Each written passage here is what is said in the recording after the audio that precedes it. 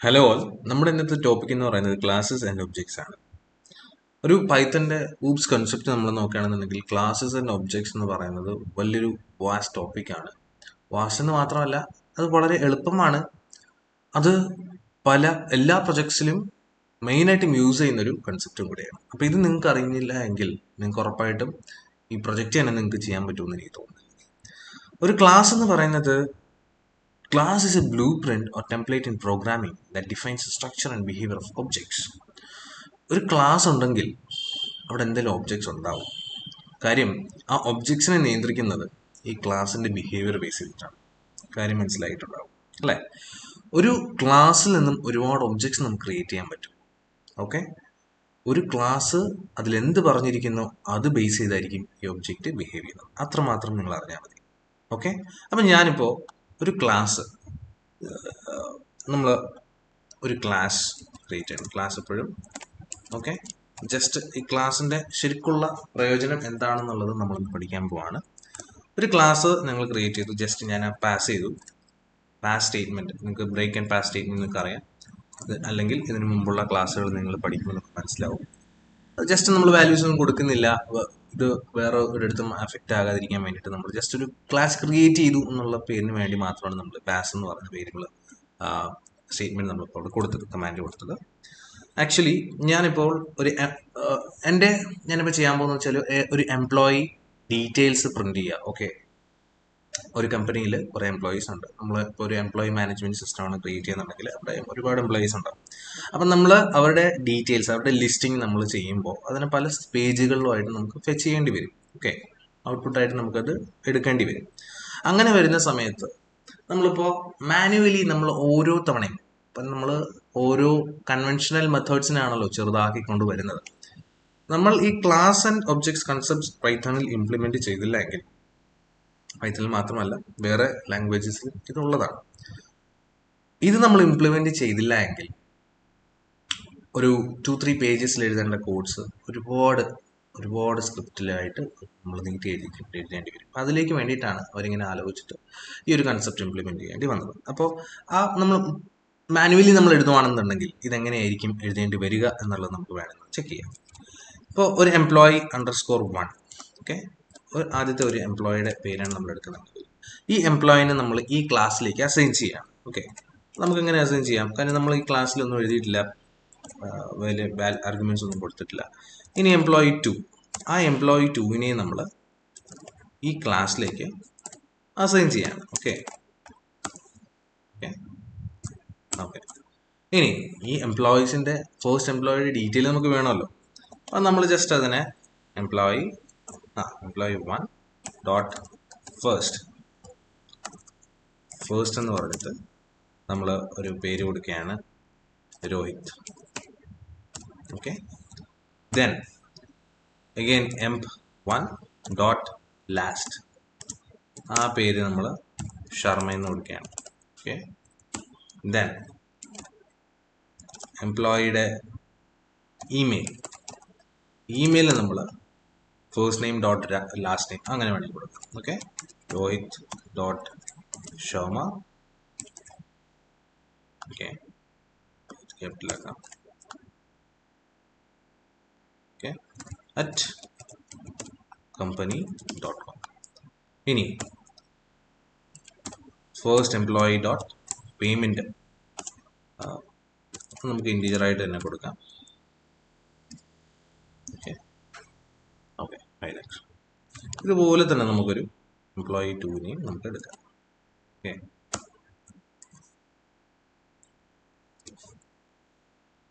employee2നെ നമുക്ക് എടുക്കുകയാണെന്നുണ്ടെങ്കിൽ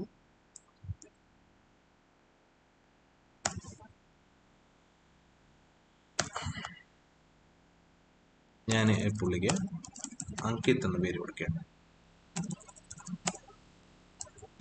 ഓക്കെ,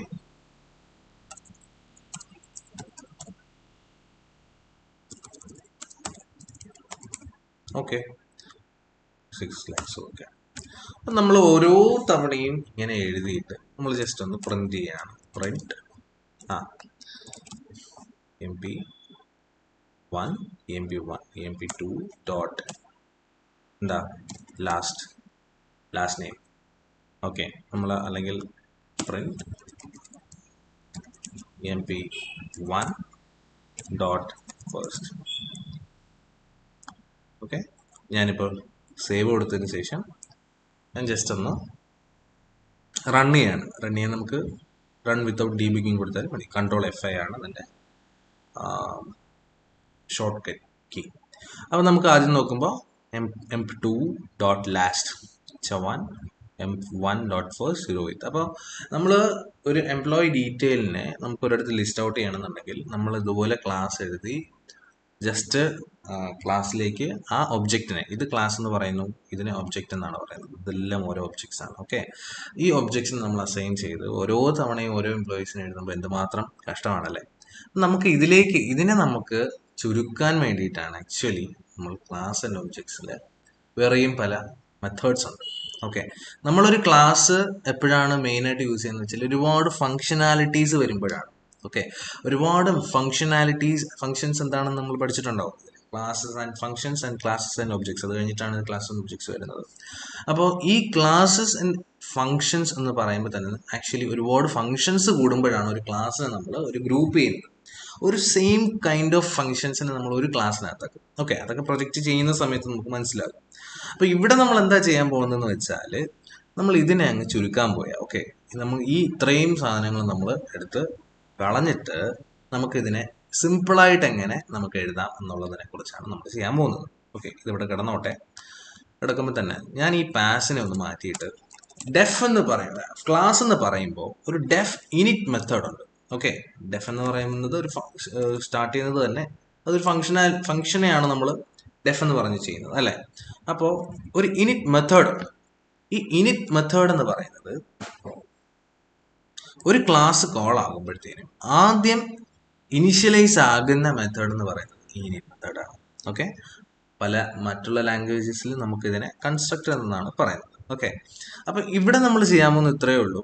ആദ്യം ഒരു ഫംഗ്ഷനെ കോൾ ചെയ്യാണ്. ഓക്കെ, ക്ലാസ് കോൾ ആകുമ്പോൾ തന്നെ ആദ്യം ഇനിഷ്യലൈസ് ആകുന്ന മെത്തേഡ് എന്ന് പറയുന്നത് ഈ ഡെഫ് ഇനിറ്റ് മെത്തേഡ് എന്ന് പറയുന്ന പൈത്തണിലെ ഒരു ഇൻബിൽറ്റ് മെത്തേഡാണ്.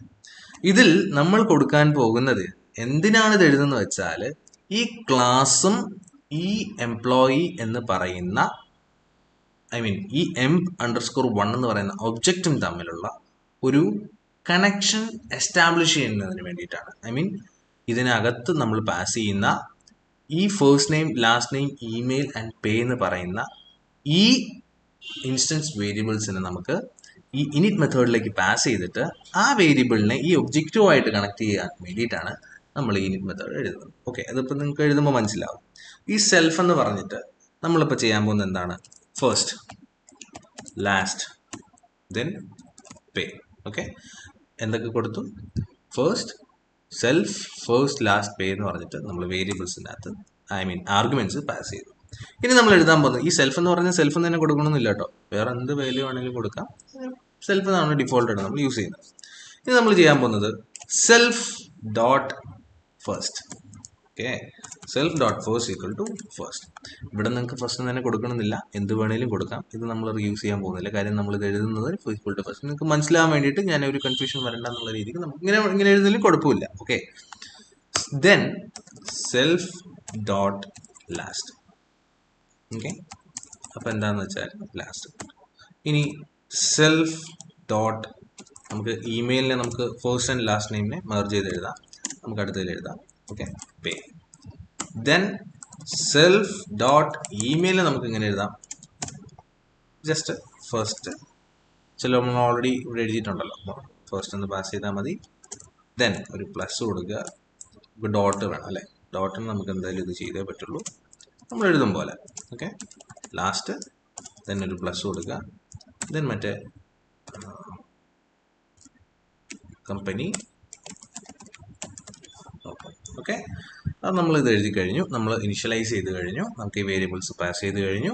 This is completely equal to how you have given this അല്ല. ഇതെങ്ങനെയാ emp_1 dot first equal to Rohit എന്ന് കൊടുത്തില്ലേ, ആ സെയിം സാധനം തന്നെയാണ് ഈ emp1ന്റെ വാല്യൂ ഇങ്ങോട്ട് വരും.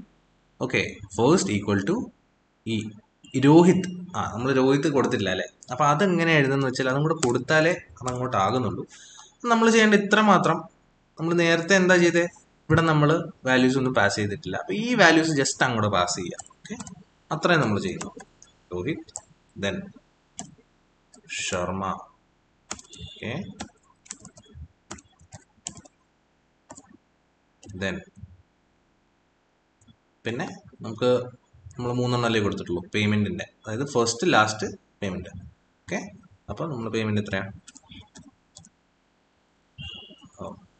ഇൻറ്റീജർ ആയതുകൊണ്ട് നമുക്ക് ആവശ്യം വരത്തില്ല, ക്യാരക്ടേഴ്സ് മാത്രം നമുക്ക് കൊടുത്താൽ മതി. 5 lakhs.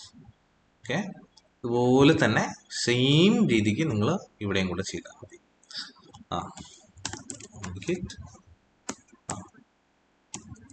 Chavan, okay, 6 lakhs. Okay, അത് നമ്മൾ ഇനി ഇങ്ങനെ കൊടുത്ത സ്ഥിതിക്ക് നമുക്ക് ഇനി ഇതിന്റെ ആവശ്യം വരുന്നില്ല. ഇതെങ്ങനെയാണോ അത് അതുപോലെ തന്നെയാണ് നമ്മൾ ഇവിടെ ഒരു മെത്തേഡ്, ഇനിറ്റ് മെത്തേഡ് യൂസ് ചെയ്തുകൊണ്ട് നമ്മൾ ഈ കണക്ഷൻ നമ്മൾ ചെയ്തിരിക്കുന്നത്. Okay, I think you got it. എന്തെങ്കിലും ഡൗട്ട് ഉണ്ടെന്നുണ്ടെങ്കിൽ നമുക്ക് ഇൻഡിവിജ്വൽ സെഷൻസിൽ കണക്ട് ചെയ്യുമ്പോൾ ഡൗട്ട്സ് ക്ലിയർ ചെയ്യാം. ഓക്കെ, അപ്പം ഞാൻ ഇതങ്ങോട്ട് ഒന്ന് റിമൂവ് ചെയ്യാണ്. ഓക്കെ, ഇതിന്റെ ആവശ്യം ഇനി വരുന്നില്ല. ജസ്റ്റ് ഇനി നമുക്ക് എന്താ ചെയ്യേണ്ടതെന്ന് വെച്ചാൽ, okay, let's try if you are getting the same output. Okay, same output കിട്ടി. ഞാനിപ്പോൾ റൺ ചെയ്തപ്പോഴത്തേനും എനിക്ക് emp_2.last, ഓക്കെ, emp_1.first രോഹിത്. അപ്പൊ സംഭവം ഇത്രയേ ഉള്ളൂ. നമ്മൾ ഒരു ഇനിറ്റ് മെത്തേഡ് ചെയ്തു, മറ്റേ മാനുവലി നമ്മൾ ഓരോ ആൾക്കാർക്കും ചെയ്തു. ഇനിയിപ്പോൾ നമ്മൾ ഓരോ തവണയും ഡോട്ട് ഫസ്റ്റ് എന്ന് എഴുതേണ്ട ആവശ്യമില്ല. നമുക്ക് ജസ്റ്റ് ഒന്ന് എംപ്ലോയി എന്ന് പറഞ്ഞ് ഇവിടെ പാസ് ചെയ്ത് കൊടുത്താൽ മാത്രം മതി. കാര്യം സിമ്പിളായി. ക്ലാസ്സസ് ആൻഡ് ഒബ്ജക്ട്സിന്റെ ഒരു മെയിൻ എക്സാമ്പിളാണിത്. നിങ്ങൾക്ക് ഇവിടെ പോയാലും നിങ്ങൾക്കിത് കൃത്യമായിട്ട് ഓർത്ത് വെക്കാനും പറ്റും. ഇതിൽ നമുക്കൊരു കാര്യം കൂടെ വേണമെങ്കിൽ നമുക്ക് നോക്കാം. എങ്ങനെ ഒരു ഫുൾ നെയിം, നമുക്കൊരു ഫുൾ നെയിം എങ്ങനെ പ്രിന്റ് ചെയ്യാം. ഓക്കെ, ഇപ്പോൾ ഇങ്ങനെ ഇരിക്കുന്ന സാഹചര്യത്തിൽ നിങ്ങൾക്ക് ഒരു ഫുൾ നെയിം പ്രിന്റ് ചെയ്യണമെന്നുണ്ടെങ്കിൽ ജസ്റ്റ് പ്രിന്റ് എന്ന് കൊടുത്തിട്ട് നമ്മുടെ ഇതിനു മുമ്പുള്ള ഫോർമാറ്റ്, ആ ഫോർമാറ്റ് ഇതിനു മുമ്പുള്ള ക്ലാസ്സിൽ നിങ്ങൾക്ക് എന്തായാലും പഠിക്കാൻ പറ്റും. അപ്പോൾ ജസ്റ്റ് ഒരു കാര്യം നമുക്ക് പ്രിന്റ് ചെയ്യണമെന്നുണ്ടെങ്കിൽ പൈത്തണിലെ വേറൊരു ഫോർമാറ്റ് ആണ്. ഓക്കെ, ഒരു സ്പേസ് കൊടുത്തിട്ട്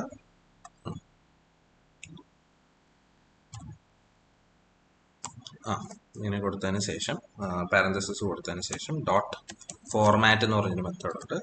ഓക്കെ, അതിൽ ഞങ്ങൾക്ക് എന്താണോ പ്രിന്റ് ചെയ്യേണ്ടത്, ഇപ്പോൾ ഒരു ഫുൾ നെയിം വേണമെന്നുണ്ടെങ്കിൽ എംപ്ലോയി 1ന്റെ ഫസ്റ്റും വേണം, എംപ്ലോയി 1ന്റെ ലാസ്റ്റും വേണം അല്ലേ.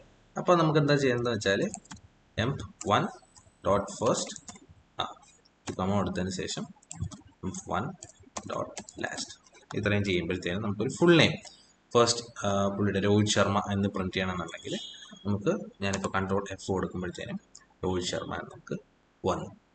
ഓക്കെ, അപ്പോൾ ഇതുപോലെ തന്നെ ഞങ്ങളിപ്പോൾ ഓരോ ആൾക്കാർക്കും പ്രിന്റ് ചെയ്യണമെന്നുണ്ടെങ്കിൽ em1.first em1.last എന്ന് പറഞ്ഞ് നമുക്ക് ഓരോ തവണ പ്രിന്റ് ചെയ്യേണ്ടി വരും. അതിന് പകരമായിട്ട് നമുക്ക് ഇനി ഇതിനെയും ചുരുക്കാം. ഓക്കെ, നമ്മളിപ്പോൾ നേരത്തെ ചെയ്തതിനെ em1.last em1.first എന്ന് പറഞ്ഞാണ് നമ്മൾ വന്നിട്ടുള്ളത്. അപ്പം ഇവിടെ പ്രിന്റിങ് അല്ലെ, ഓരോ ആൾക്കാർക്കും നമുക്ക് ലൈൻസ് കൂടിക്കൊണ്ടിരിക്കുകയാണ്. നമുക്കത് എങ്ങനെ വീണ്ടും ചുരുക്കാം? നമുക്ക് വീണ്ടും അതൊരു ഫംഗ്ഷൻ ആയിട്ട് എഴുതാം. ഒരു ഫംഗ്ഷൻ എന്ന് പറയുമ്പോൾ നമ്മൾ നേരത്തെ പറഞ്ഞ പോലെ ഡെഫ് എന്നായിരിക്കും അത് സ്റ്റാർട്ട് ചെയ്യുന്നത്, അതിന്റെ കീവേഡ് സ്റ്റാർട്ട് ചെയ്യുന്നത്, അതിന്റെ സിൻടാക്സ് ആണ്. നമുക്ക് ഇവിടെ ഒരു ഫംഗ്ഷൻ, ഈ ക്ലാസ്സിനകത്ത് തന്നെ ഒരു ഫംഗ്ഷൻ എഴുതാം. Def is equal to def space okay full name എന്ന് പറഞ്ഞിട്ട് ഒരു ഫംഗ്ഷൻ എഴുതുക. ഓക്കെ, നെയിം കൊടുക്കുക, ഫുൾ നെയിം.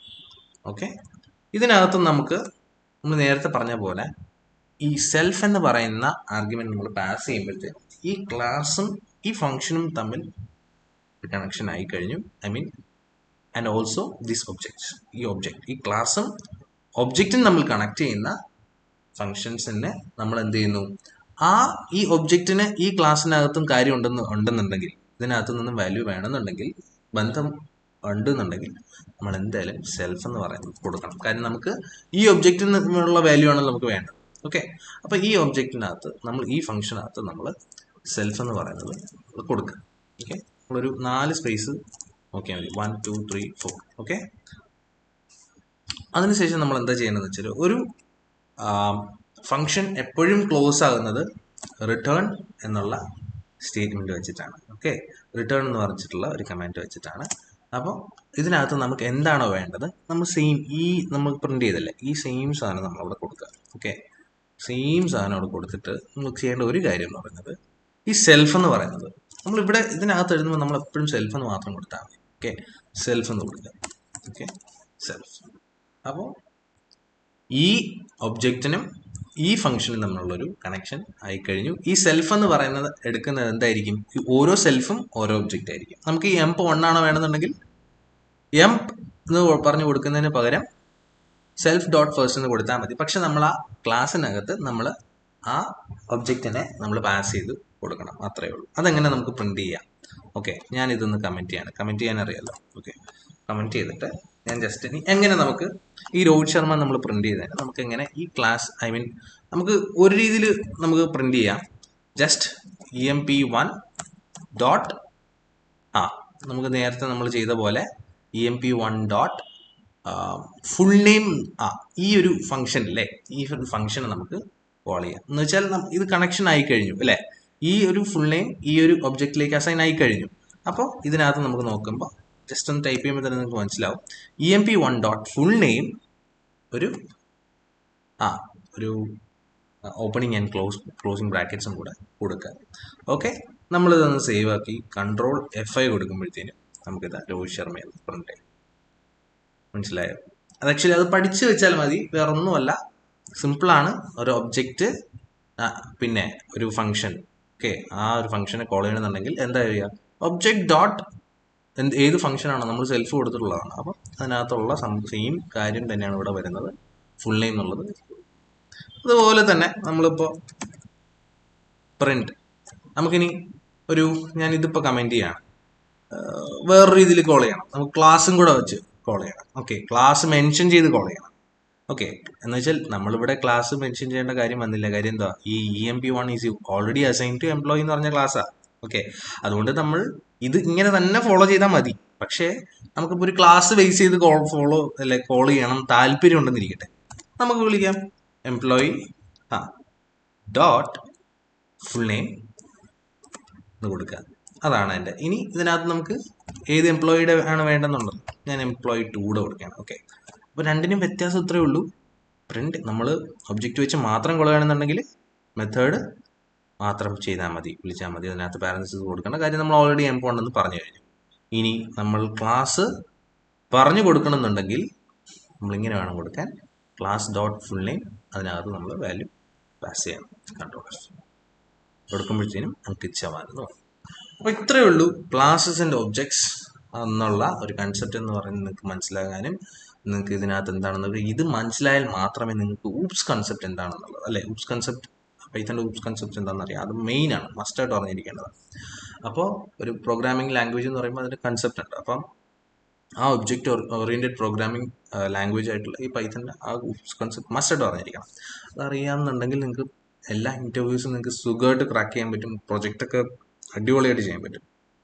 അപ്പോൾ ഇത് നിങ്ങൾ വർക്കൗട്ട് ചെയ്യുക, നിങ്ങൾക്ക് മനസ്സിലായെന്ന് നോക്കുക, ഇൻഡിവിജ്വൽ സെഷൻസിൽ കണക്ട് ചെയ്ത് നിങ്ങൾക്ക് എന്ത് ഡൗട്ട് വേണമെന്നുണ്ടെങ്കിൽ ചോദിക്കുക.